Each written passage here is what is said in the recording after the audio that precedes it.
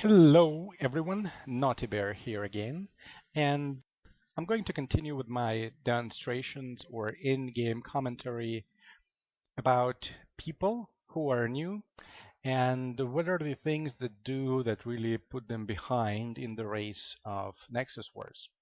Now we have Del David and Del Richard. Maybe these two guys are related.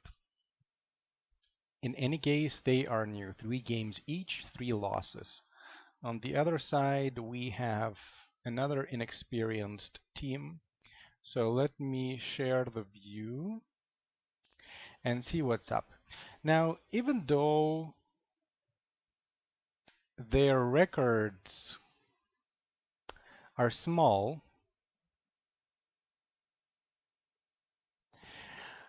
these guys,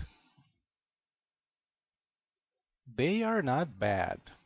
Okay, so I think that they either have their records reset or they're just faking their records.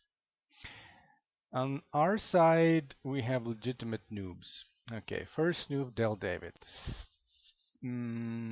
Weakest opener in the game, double Marines. These guys are also unsynced.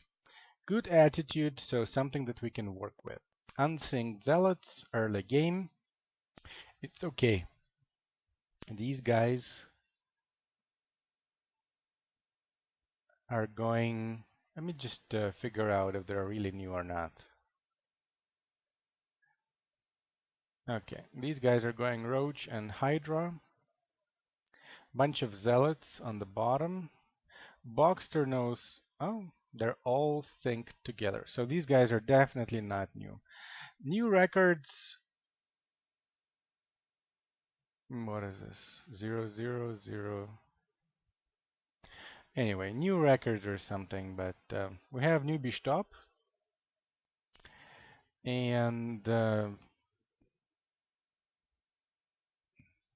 mediocre in terms of experience or games played bottom, and of course me. Okay, so top is massing zealots, and I am advocating sharing control, which is a good practice. So these guys, they are okay, I think. At least they know how to sync. Yeah, sentries sync to zealots, so these guys are not new as their records indicate. One thing to watch out for, and the mistake that people do is they look at the records of the other team and they say, oh, they're extremely good in some cases, or they assume that the other team is extremely bad. Anyway, I think these guys are a matchup. Anyway, so the differences that I pointed out in syncing video is that this horizontal layout is worse than the vertical one. Even though his zealots are synced, almost, they come out in like a stretched out line. And I think I got control over his units, so I will readjust them. For the new players, however, if you build your units in a vertical layout, they will come out in a better formation. Let's put it this way. Okay, I recall this game. Red was really cooperating and letting me do all the legwork. Yellow, on the other hand, wanted to learn how to do things for himself, so he just took my advice and tried to make things happen for himself. Nidhogg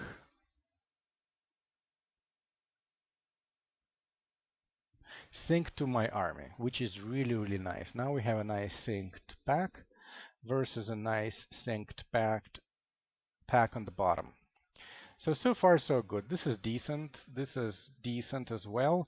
Instead of going Zerg, I went Terran as my second race to complement Hogg's units.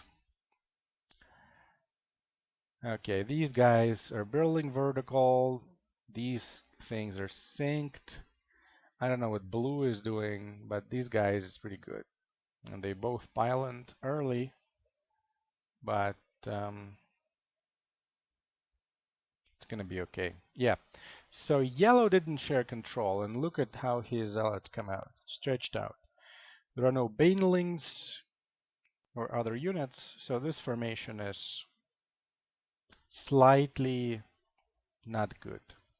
They're going to be faced with accumulation of units, and you can tell that their build is not as good as this one, particularly because they're pushed, even though the other side had both pylons. You know, this side is struggling. There are no pylons whatsoever for now. There's lots and lots of zealots, and the response of Hog is to go Muta.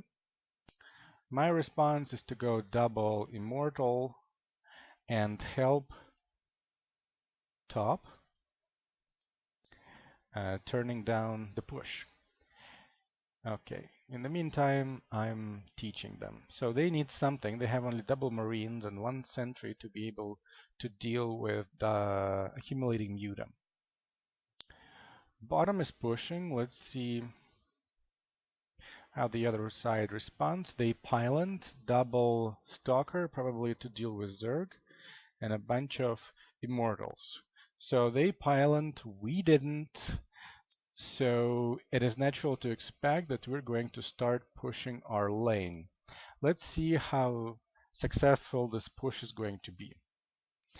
Now, this build doesn't really have that much potential, and I don't know what is the purpose of adding a third Marine.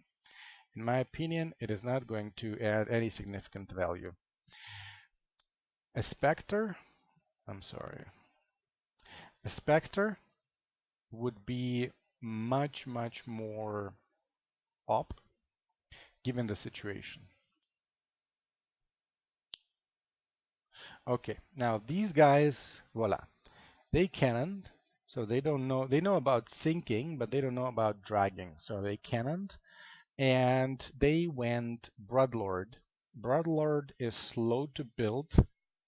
It does counter all ground, but it will allow the lane to be pushed. So you want to be able to, if you go units like Broodlord, you want to be able to defend your lane because definitely you're going to be pushed. In the meantime, our push on bottom is successful. It's developing. They went early Colossus, which is outside of what they can afford at the moment, and that leads to a cannon and a chrono boost cannon. Because Colossus is 300 minerals and it takes 60 minutes to build one.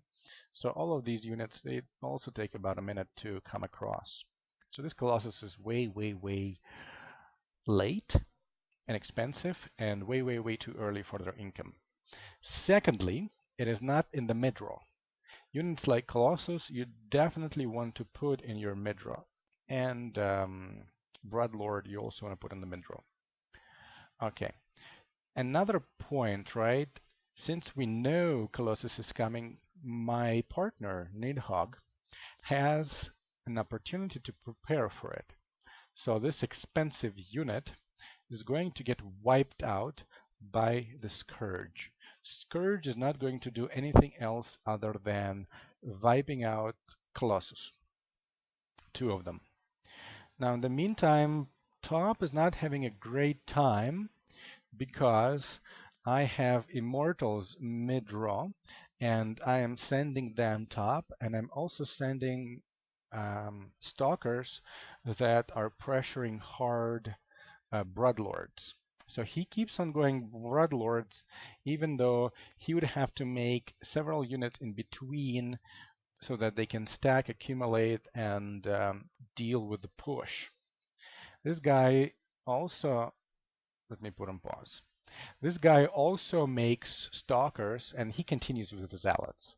I mean, the Zealots are probably the contributing factor why the cannon got wiped out, simply because the cannon wastes its time on Zealots. I would not recommend, this is mid-game, I would not recommend Zealots for mid-game. And you can see that there's a Thor I would say Thor is also early for their income. 61 income, so that's 300 minerals. 300 minerals, 5 cycles.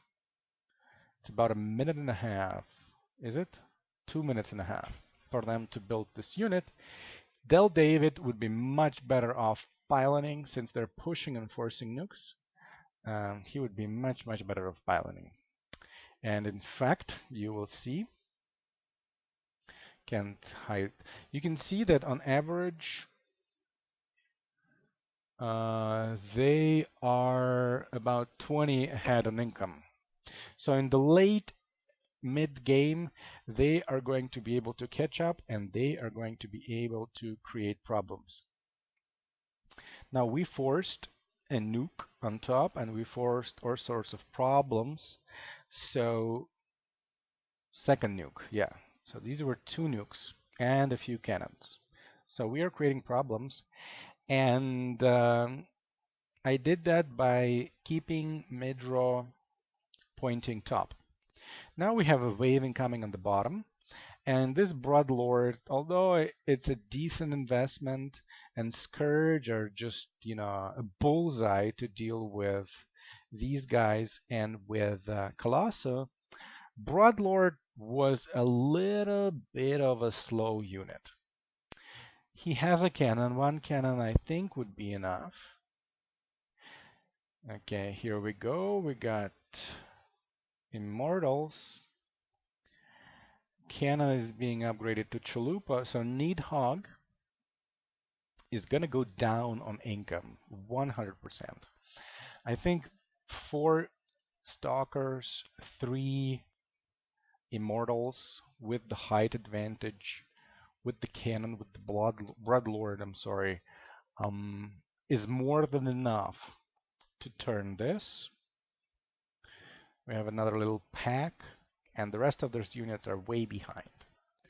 So this Chalupa is an overkill and a step back in income game. Meantime, we have all sorts of trouble created by our mid game, and we forced a few cannons, I'm sorry, and a nuke, 3 cannons in fact. Here they are, and what these guys are lacking, by the way, instead of going 3 Broodlords, they should have went 3-4 Queens. You remember how he had units up here? These units were wiped out. So that's a big, they got the sync part, right? And the rest of it, just poor defense.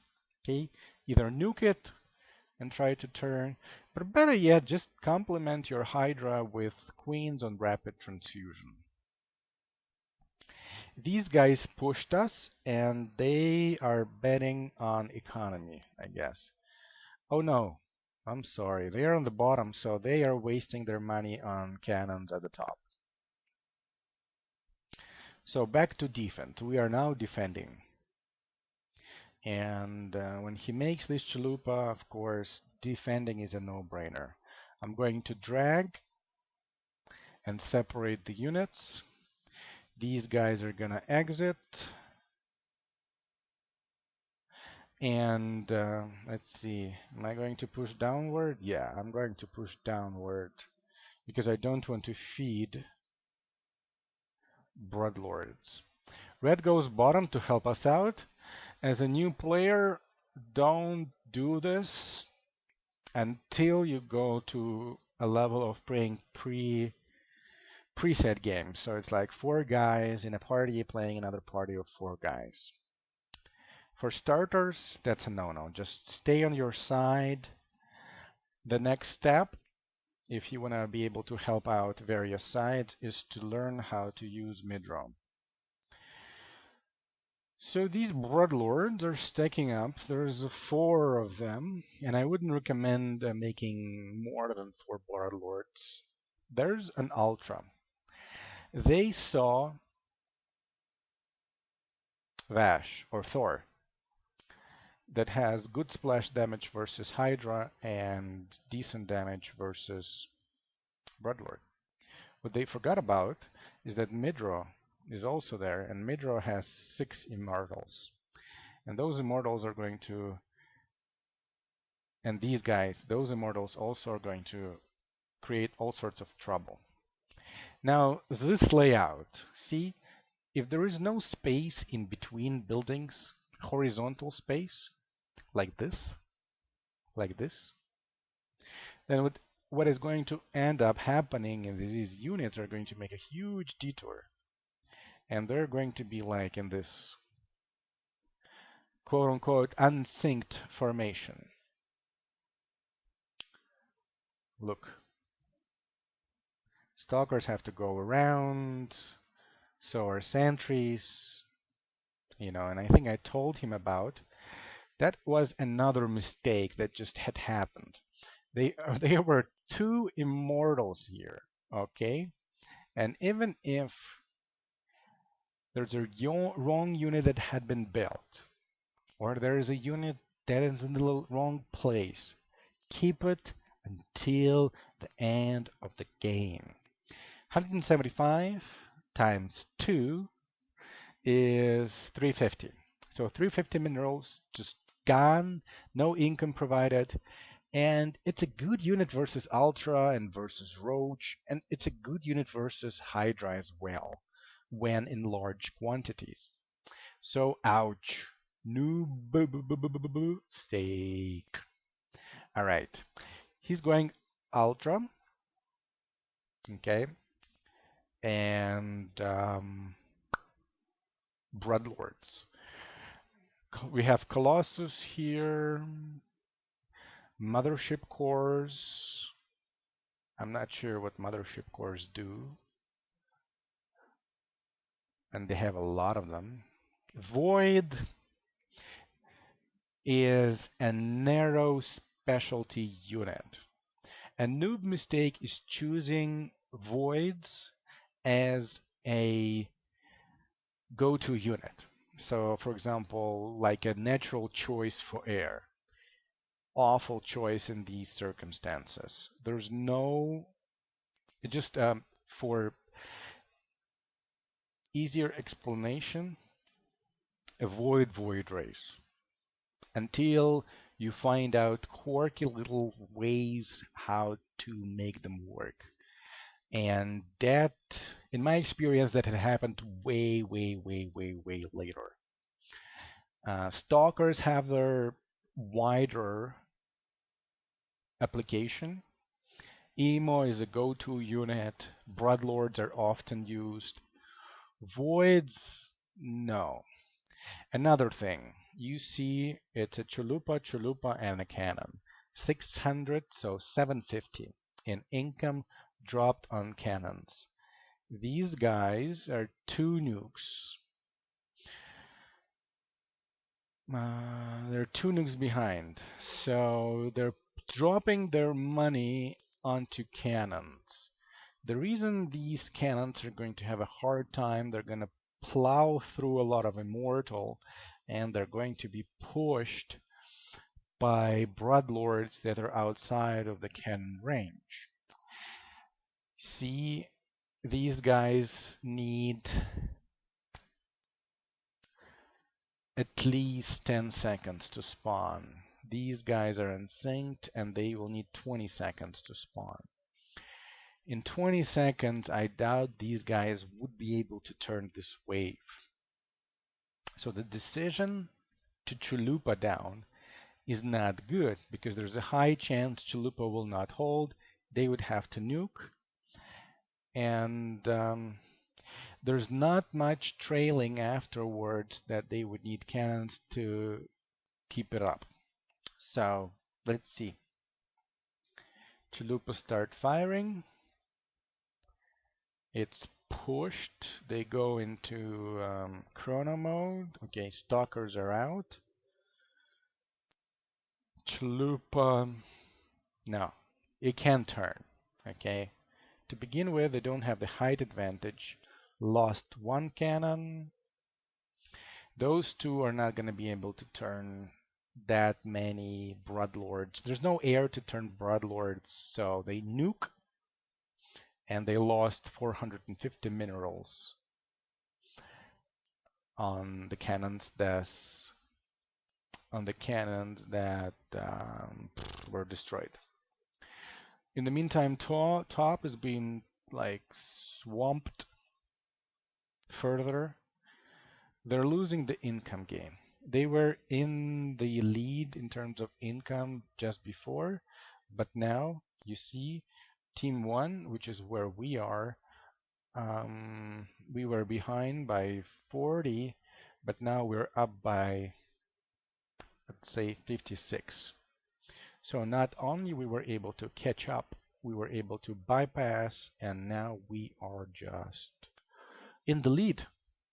In the lead so much so I can open bot midem, which is a thing to be cautious about. When you solo in pubs, when you become good and you solo in pubs, think twice before opening bottom mid when you have two players who only played 3 games.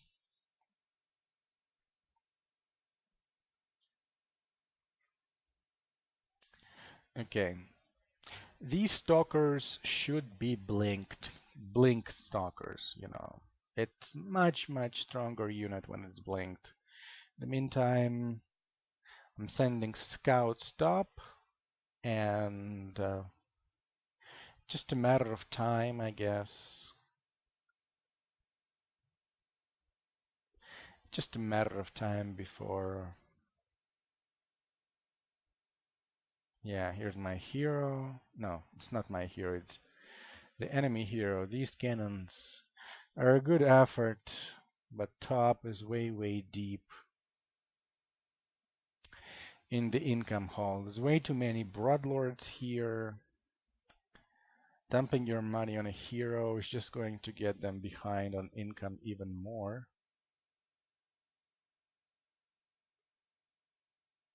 Hmm.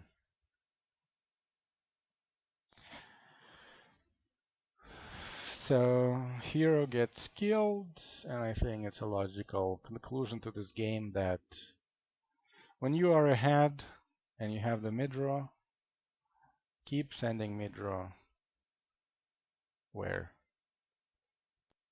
Top. You're ahead on nukes, just overload top, kill the base. You can spend 1 nuke to turn bottom if necessary, if their nexus survives. But I doubt that's the case. Yeah, there I am. I nuked bottom and allowed my mid-draw to completely annihilate the weak lane. It's weak compared to us. I only had 4 units on the bottom. The rest of my units are in the mid-draw. That means that it's 2 players on top plus 1 player in the mid. That makes it 3 on 2 here. And we were able to, I'd say, hard counter or pretty counter strongly on bottom, so that black was able to pretty much hold bottom on his own.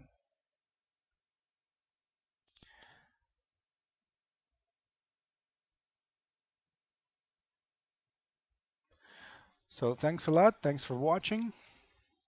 Improve your game, have fun, and GG.